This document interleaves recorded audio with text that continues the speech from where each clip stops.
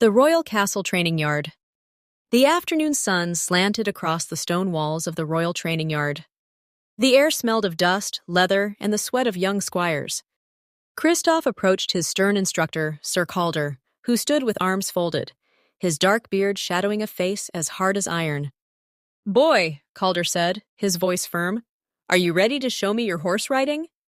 Kristoff swallowed nervously. "Ah, yes, Sir Calder. I already practiced, just as you told me." "Then show it to me," Calder barked. "And listen well. If you fail, I will ban you from training. Do I make myself clear?" Kristoff straightened, forcing courage into his voice. "Yes, Sir Calder." "Good. Now mount up." Kristoff stepped toward one of the knight's horses. His hands trembled slightly as he gripped the reins, but he pulled himself onto the saddle. His mind wandered briefly to Matthias's words during their practice. "Remember, Kristoff, once you ride a horse, you and the horse are one." Taking a deep breath, Kristoff whispered, "Yeah." The horse began to walk in slow circles around the yard. Sir Calder watched, silent but sharp-eyed. Kristoff's grip steadied, his movement smooth, his nerves fading with every step. "Faster, boy," Calder commanded. "Yes, sir, yeah," Kristoff called, urging the horse forward. The animal broke into a swift run, circling the yard. Kristoff's posture remained strong, his hands calm, his gaze forward. He moved with the horse, as if they were a single being. "Now stop the horse," Calder ordered. "Whoa, boy!" Kristoff pulled back gently. The horse slowed and came to a halt, obedient to his rider. Calder gave a short nod of approval. "Dismount." Kristoff slid down, his boots hitting the ground firmly. "You are just getting started, boy," Calder said, his tone softer now, but still edged with command. "You've learned how to control the horse. The next training will be far more challenging.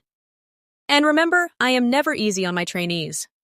"Yes, Sir Calder," Kristoff answered, pride warming his chest. Calder motioned him back in line with the other trainees. As the instructor began his drills, Princess Kayla watched proudly from the castle balcony above, her eyes shining with admiration. That night, Lady Marlene's estate. Later that evening, the warmth of a golden fire filled the dining hall of Lady Marlene's estate. Around the polished oak table sat Lady Marlene herself, her sons Vincentius and Matthias, and their guest, Lord Tarek. Tariq bowed his head politely. "Thank you for inviting me to dinner, Lady Marlene." Marlene smiled warmly. "It is our pleasure, Tariq.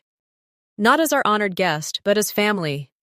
Besides, since you will be leaving our realm soon, it is only right we share this time together." Tariq nodded. "I have enjoyed the company of you, Vincentius, Matthias, His Majesty, the princesses, Master Elric, and even Miss Luma. I have discovered much here. Your soil is rich, your waters plentiful, and your people kind. It has been an honor to dwell among you." He lifted a bite of food and tasted it, savoring. His eyes lit with surprise. "This dish is remarkable. Who prepared it? Maid, was it you?" Carly, who had been standing quietly nearby, shook her head. "Actually, my lord, I only helped. It was Alessa who prepared the meal." "Then I shall thank her personally," Tariq said with a gracious nod. Lady Marlene's heart warmed at his words. Matthias stared at Tariq in awe, while Vincentius continued his meal in thoughtful silence. In the kitchen courtyard. After the meal, Tariq and Carly found Alessa outside, taking a brief rest from her kitchen duties. "You must be the cook," Tariq said kindly. Startled, Alessa quickly brushed dirt from her apron and straightened her hair, her cheeks flushing. "Oh, forgive my rudeness, my lord. How may I serve you?" "I only wished to thank you," Tariq said. "Your cooking was superb, better even than the chefs of my homeland. How do you achieve such flavor?" Alessa's face turned crimson. "You flatter me, my lord." "Oh, thank you. But truly there is no secret ingredient. Cooking is more than duty to me, it is love. I pour all my feelings into it. That is my only secret." Tariq smiled, but his gaze suddenly fell to a mark on her arm. A scar. Not from flame, but from a whip. His expression darkened. "Wait, did someone do this to you?" Alessa froze, tears welling. No, I mean yes. It was Lord Jovan. He whipped me often. If I made the slightest mistake or spilled wine on his robe, he would punish me. Tariq's jaw tightened. By the Almighty, I am ashamed. Jovan was my kin, my uncle in blood, yet his cruelty shames us all. Alessa shook her head, wiping her tears. It is over now. Thanks to Lady Marlene. We are free. She treats us not as servants, but as equals. That is why we love her. That is good to hear, Tariq said softly. And may I know your name? My name is Alessa, my lord. A humble kitchen maid. It is a pleasure, Alessa, Tariq replied warmly. And thank you again for the meal. Later that night at the tavern. When Tariq returned from his chamber, he was greeted by Luma, still smudged from her work. Good evening, Tariq, she said cheerfully. He bowed slightly. Good evening, Miss Luma. What brings you here? Since you are leaving soon, Luma grinned, why don't we spend some time together as friends? It would be my pleasure, Tariq agreed. Soon they sat in the bustling tavern, joined by Bar, who strummed his lute between drinks. The table filled with laughter and clattering mugs. Luma lifted a large tankard and drained it in one gulp. Tariq's eyes widened.